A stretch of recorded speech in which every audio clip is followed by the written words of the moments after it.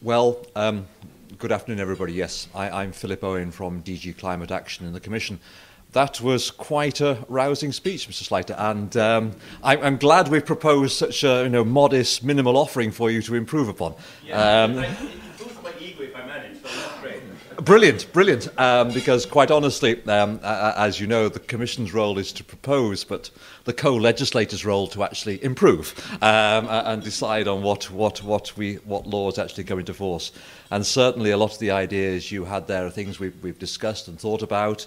And certainly, we look forward to working with the Energy Committee to get a better product, I suppose. So, good luck to you there. What I'd like to do is to take you through very quickly what our proposal is for those of you who don't know. And to start, nope. This is the problem with technology. I'm not very good at it. Well, no technology. Yes, we're away. Try again. There we are. To actually start off by saying where we are today in terms of legislation. And that's to say we already have targets for 2015 of 130 grams for cars, 2017 for vans of 175 grams. And already in that legislation, there was already targets set for 2020, the famous 95 grams for cars and the 147 grams for vans subject to confirmation.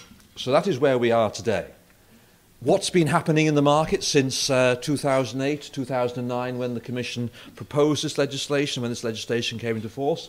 For cars, we've seen a decrease, a good decrease. Manufacturers have certainly responded to the challenge, and the emissions of those vehicles is clearly declining to meet the red line, which is the 130 grams in 2015, and the blue line, which is 95 grams in 2020. Before undertaking any legislative proposal, we go out for public consultation. We carry out an impact assessment, and the public consultation normally lasts for 3 months. And what we learned from this was that CO2 reduction from vehicles is key in the public's eye. They believe this works better if there's binding legislation. There are obstacles to this quite clearly, and that is lack of ambition in terms of targets. We've heard just about that. Resistance from manufacturers, well, yes or no, we can believe that if we wish. Reliance on personal vehicles rather than public transport. A number of issues which can be addressed, some by this legislation and some not by this legislation. And also, looking further ahead than 2020, there was concern expressed by manufacturers specifically that long-term targets at this point in time, because we are 10, 15 years ahead, would be quite difficult to achieve. We carried out an impact assessment before we did the legislation. We basically assumed that we'd have the 130 grams target in place, but not to go any further. From that, we discovered that there would be costs of inaction, that the environmental impacts would be about 422 megatons of CO2 more. There would be greater expenditure on fuels, savings to the end user because we look at the whole lifetime of a car, so what people may have to pay more up front, but outweighed by what fuel they have to put in over its lifetime. We'd lose those savings. And also we discovered that there was a net abatement cost of about $90 to $140 per barrel. Furthermore, we believe that there was an international dimension to this. We've seen target setting already for 2025 in the US.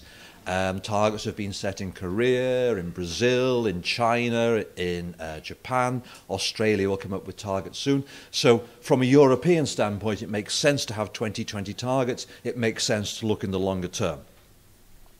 Also, we realised that if we didn't come up and enforce our 2020 targets, there would be a negative effect on the European economy, a loss of GDP, and also labour, there'll be fewer jobs created.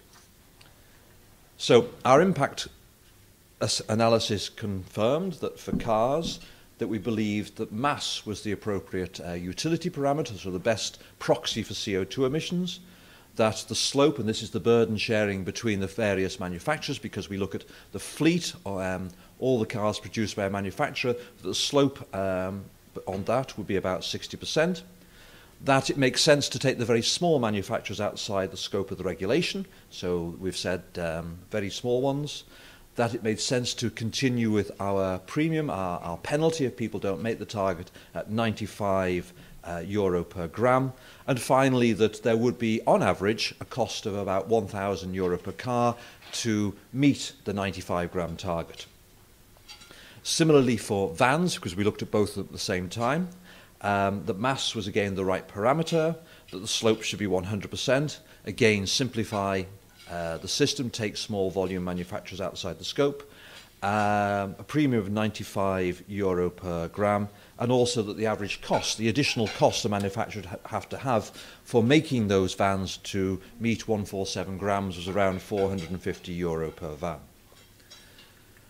So in July we came forward with our two proposals, and we tried to keep things as much as they were at present, because already we know that manufacturers have been investing for these 2020 targets, and therefore it makes a lot of sense to allow that process to continue. So we confirmed the 95 grams per kilometre for cars in 2020. We kept the utility parameter as a linear graph. We retained mass as being the proxy for CO2, and we also said that all manufacturers should make an equal effort from what they were doing in 2015, and therefore that was a 27% reduction effort for all manufacturers. In addition, as I mentioned, we simplified by taking out very small manufacturers. And here for car manufacturers registering fewer than 500 cars in the community each year, we said they're outside the scope of the regulation. Again, in the cars regulation, we have a middle ground, and that is for those manufacturers making between 10,000 and 300,000 vehicles. Again, we said, keep it simple, just give them one target, and that is a 45% reduction from their 2020 target, which is broadly equivalent with what everybody else has to do anyway. We retained the famous eco-innovation regime, and this is because we believe it's very cost efficient for manufacturers to take part in this scheme, because this is where CO2 improvements can be made to vehicles which are outside the test cycle, and so when a vehicle is tested for its CO2 emissions, certain things are not tested, and these are eco-innovations, and this is something we said should continue. We also said that we should also encourage low-emitting vehicles into the market, and so we retained from 2020 the super credit regime. We reduced the multiplier to 1.3, we capped it at 20,000 vehicles per manufacturer, but we retained the principle of the super credit regime. And finally, for excess emissions premia for those manufacturers that do not meet the targets, we retained, as at present, the 95 euro per gram penalty. In similar terms for vans, we were actually asked to specifically confirm the 147 gram target, which we did. We think this is feasible and cost effective. But again, we also updated the utility parameter, keeping the mass aspect, retaining the linear aspect, but also keeping an equal effort of 19% for all manufacturers between the 2017 or the 2010 baseline and the 2020 target. And again, for vans, we have taken out or proposed to take out the very small volume manufacturers, retain eco-innovations, and also retain the excess emissions premium at 95 euro per gram. Finally, in both regulations, we proposed that we come back with a review in 2014 to set longer-term targets in a post-2020 world.